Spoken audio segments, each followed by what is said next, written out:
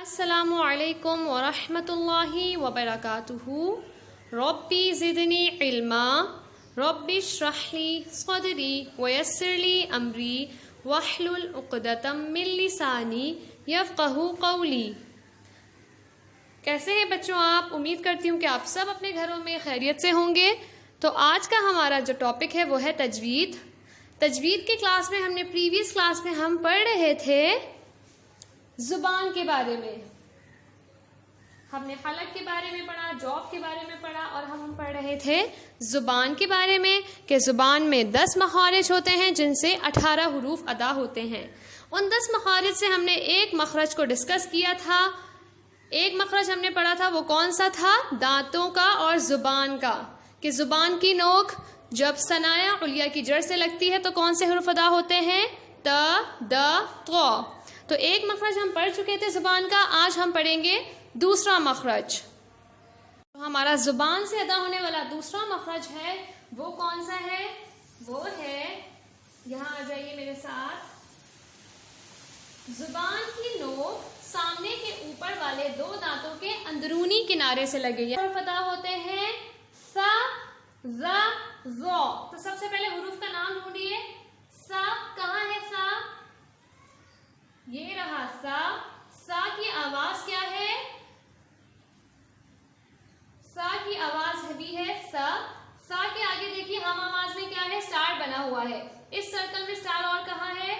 سین یعنی سا کے آگے اور سو کے آگے.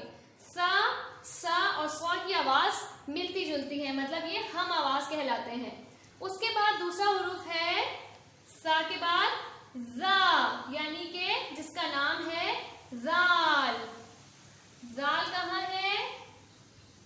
یہ رہا زال، اور یہ زال کی آواز ہے زا.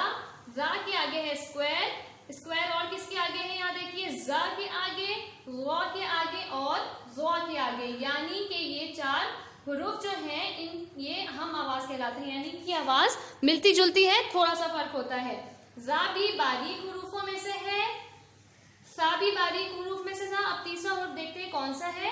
تیسرا حرف ہے زو. زو کی آواز تو زو ہوتی ہے، زو کا نام بھی زو ہی ہوتا ہے. زو کی آواز، یہ زو کا نام ہے اور یہ زو کی آواز ہے. زو جو ہے وہ موٹے حروف میں سے ہے. سا باریک حروف میں سے تھا، زا بھی باریک حروف میں سے تھا، لیکن زو موٹے حروف میں ہے کیونکہ ہم زو کو موٹا کر کے پڑھتے ہیں، منہ کو گول کر کے پڑھتے ہیں. ٹھیک ہے، تو مخرج نمبر، زبان کے مخرج نمبر 2 سے کون سے حروف ادا ہوتے ہیں؟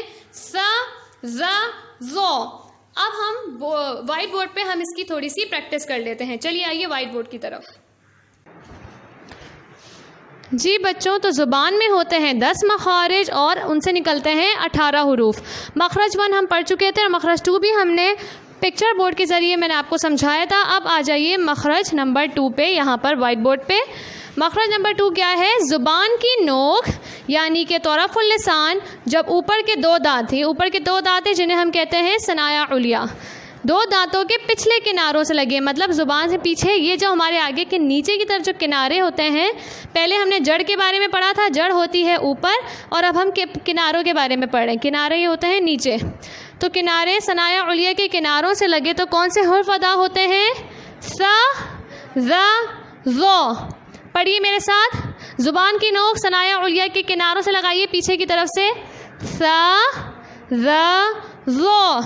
سا اور زا باریک پڑھی جاتی ہے جبکہ زو کو ہم موٹا پڑھتے ہیں. جیسے کہ ہم نے تا، دا کو باریک پڑھا تھا اور تو کو موٹا.